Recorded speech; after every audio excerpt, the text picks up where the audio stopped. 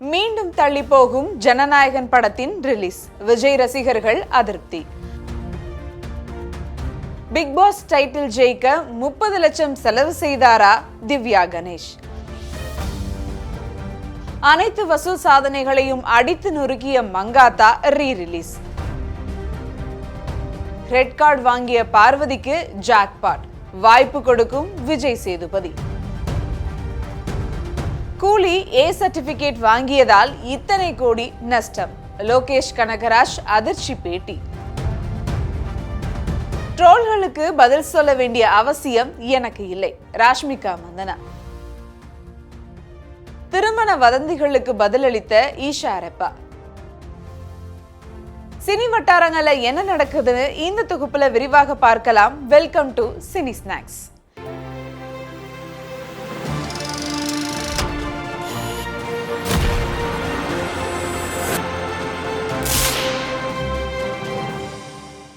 சமீபத்தில் நிறைவடைந்த பிக் பாஸ் 9வது சீசன்ல நடிகை திவ்யா கணேஷ் டைட்டில் ஜெயிச்சிருந்தார். சபரிக்கு 2ஆம் இடம்தான் கிடைத்தது. திவ்யா கணேஷ் விஜய் டிவியில் இதற்கு முன் பாக்கியலட்சுமி என்ற சீரியலில் நடித்திருக்கிறார். தற்போது பிக் பாஸ் ஷோவில் வைல்ட் கார்டு என்ட்ரியாக வந்து டைட்டில் ஜெயித்து 50 லட்சம் ரூபாய் மற்றும் ஒரு கார் பரிசாக ஜெயித்திருக்கிறார். திவ்யா கணேஷுக்கு இணையத்தில் அதிக அளவில் ஆதரவு இருந்தது. அதற்கு காரணம் அவரது PR தான் எனவும், அதற்கு 30 லட்சம் முதல் 40 லட்சம் ரூபாய் வரை செலவு செய்து இருக்கிறார் என கிசுகிசுக்கப்பட்டது. அது பற்றி சமீபத்தில் திவ்யா கணேஷ் அளித்த பேட்டியில் விளக்கம் கொடுத்திருக்கிறார். PR வைத்திருந்தாலும் அவர்கள் என்ன மக்கள் எல்லோரது போனை பிடுங்கி எனக்கு ஓட்டு போட்டு விட்டார்களா? நான் 30 லட்சம் ரூபாய் முதல் 40 லட்சம் ரூபாய் வரை PRக்கு செலவு செய்ததாக சொல்கிறார்கள். 50 லட்சம் தான் என் வாழ்க்கையில் சம்பாதித்த மிகப்பெரிய தொகை. இன்னும் வாடகை வீட்டில் தான் இருக்கிறேன். கார் EMI கட்டி கொண்டிருக்கிறேன். பிக் பாஸ் வீட்டுக்குள் போகும் முன் எனக்கு வேலை வெட்டி எதுவும் இல்லை, சும்மாதான் வீட்ல இருந்தேன் என திவ்யா கணேஷ் கூறியிருக்கிறார். தன்னிடம் அந்த அளவுக்கு பணமே இல்லை என கூறி தன்னை பற்றி பரவும் வதந்திக்கு அவர் முற்றுப்புள்ளி வைத்திருக்கிறார். ஜனவரி 9ஆம் தேதி ஜனநாயகன் படம் வெளிவரவிருந்த நிலையில் கடைசி நேரத்தில் சென்சார் சான்றிதழ் கிடைக்காததாலும் இது தொடர்பாக நீதிமன்றத்தில் வழக்கு தொடரப்பட்டதாலும் ஜனநாயகன் படத்தின் ரிலீஸ் தள்ளி வைக்கப்பட்டது. உயர்நீதிமன்றத்தில் தனி நீதிபதி அமர்வு படத்திற்கு உடனடியாக சென்சார் வழங்க வேண்டும் என உத்தரவிட்ட நிலையில் சென்னை உயர்நீதிமன்றத்தில் தலைமை நீதிபதி அமர்வு சென்சார் போர்டு சார்பில் மேல்முறையீடு செய்யப்பட்டது. இதனால் மீண்டும் ரிலீஸ் தள்ளி போனது. இந்த வழக்கில் விசாரணை நடந்து முடிந்த நிலையில் இன்று உத்தரவு என கூறியிருந்தார். அதன்படி வெளிவந்த உத்தரவில் ஜனநாயகன் படத்திற்கு உடனடியாக சென்சார் வழங்க வேண்டும் என்கிற தனி நீதிபதியின் உத்தரவை சென்னை உயர்நீதிமன்றம் ரத்து செய்துள்ளது. தணிக்கை வாரியம் மேல்முறையீடு செய்வதற்காக அவகாசமும் வழங்கப்பட்டுள்ளது. மேலும் ஜனநாயகன் திரைப்படத்தை மீண்டும் தனி நீதிபதி விசாரிக்க சென்னை உயர்நீதிமன்றம் உத்தரவிட்டுள்ளது. இதனால் ஜனநாயகன் படத்தின் ரிலீஸின் சிக்கல் நீடிக்கிறது. இயக்குனர் வெங்கட் பிரபு இயக்கத்தில் அஜித்குமார் நடிப்பில் 2011ஆம் ஆண்டு வெளியான பிளாக்பஸ்டரான திரைப்படம் மங்காத்தா. இந்த படத்தை 15 ஆண்டுகள் கழித்து தற்போது ரீ-ரிலீஸ் செய்துள்ளனர். கடந்த வாரம் வெளிவந்த மங்காத்தா படத்திற்கு ரசிகர்கள் மத்தியில் அமோக வரவேற்பு கிடைத்தது.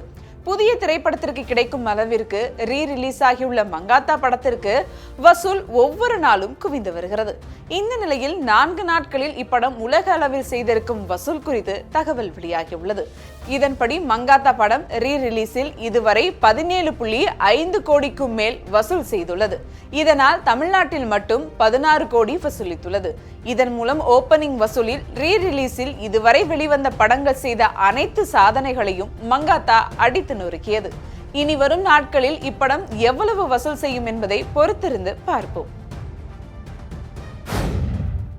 விஜய் டிவியின் பிக் பாஸ் நிகழ்ச்சியை தொகுத்து வழங்கி வருகிறார் நடிகர் விஜய் சேதுபதி.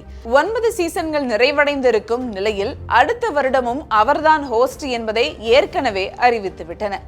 பிக் பாஸ் 9வது சீசன் பல சர்ச்சைகளுக்கு நடுவே சமீபத்தில் நிறைவடைந்தது.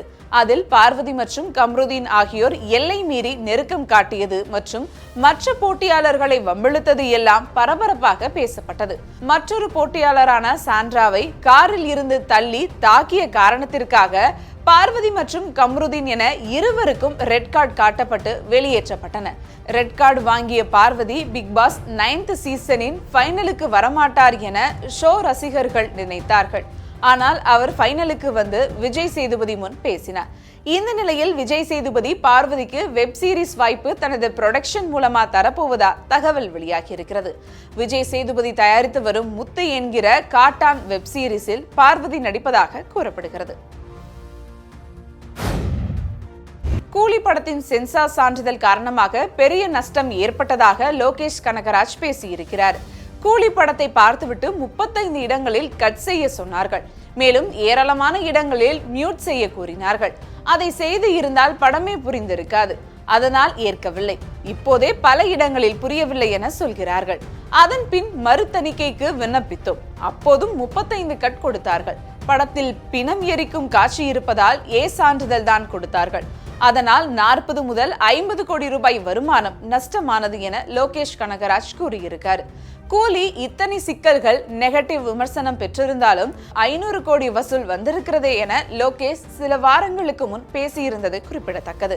இந்த நிலையில் சான்றிதழ் இல்லை என்றால் படத்தின் வசூல் இன்னும் அதிகரித்து இருக்கும் என லோகேஷ் கனகராஜ் பேசியிருப்பது வைரலாகி வருகிறது.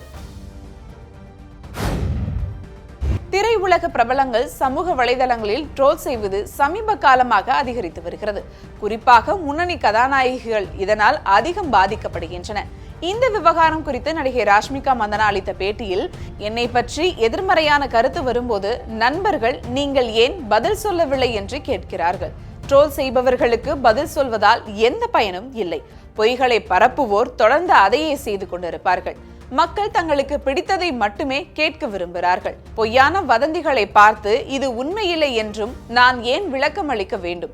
வதந்திகளை பரப்புவோருக்கு பதிலளித்தால் அவர்களை ஊக்குவிப்பது போல ஆகிவிடும். அதை நான் ஏன் செய்ய வேண்டும் என்று கூறினார். மேலும் சிலர் பணத்திற்காகவே பொய்யான பிரச்சாரங்களை செய்கிறார்கள். நான் பணம் சம்பாதிப்பதற்காக நடிக்கிறேன். சினிமாவிற்கு வந்தபோது எப்படி இருந்தேனோ அதே போலதான் இன்றும் இருக்கிறேன். முகம் தெரியாதவர்களுக்கு பதிலளிக்க வேண்டிய அவசியம் எனக்கு இல்லை என ராஷ்மிகா மந்தனா தெரிவித்திருக்கிறாங்க. தெலுங்கு பட இயக்குனரும் நடிகருமான தருண் பாஸ்கர் மற்றும் நடிகை ஈஷா ரெப்பா ஆகியோர் முக்கிய வேடங்களில் நடித்துள்ள காதல் நகைச்சுவை படம் ஓம் சாந்தி சாந்தி சாந்தி. இந்த படம் வருகிற வெள்ளிக்கிழமை திரையரங்குகளில் வெளியாக உள்ளது. மலையாளத்தில் வெளியாகி மிகப்பெரிய வெற்றி பெற்ற ஜெய ஜெய ஜெயஹோ படத்தின் ரீமேக்கான இந்த படம் பார்வையாளர்களிடையே அதிக எதிர்பார்ப்பை ஏற்படுத்தியுள்ளது.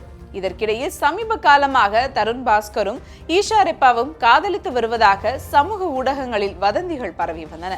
இதற்கு இருவரும் எந்த பதிலும் தெரிவிக்காத நிலையில் தற்போது இப்படத்தின் ப்ரமோஷனின் போது இந்த செய்திக்கு ஈஷா ரெப்பா பதிலளித்தார். அது ப்ரமோஷனின் ஒரு பகுதிதான் என்றும் திருமண செய்திகளை பற்றி தான் அதிகம் கவலைப்படவில்லை என்றும் கூறினார். மேலும் தமது கட்டுப்பாட்டிற்கு அப்பாற்பட்ட விஷயங்களை நம்மால் ஒருபோதும் திட்டமிட முடியாது.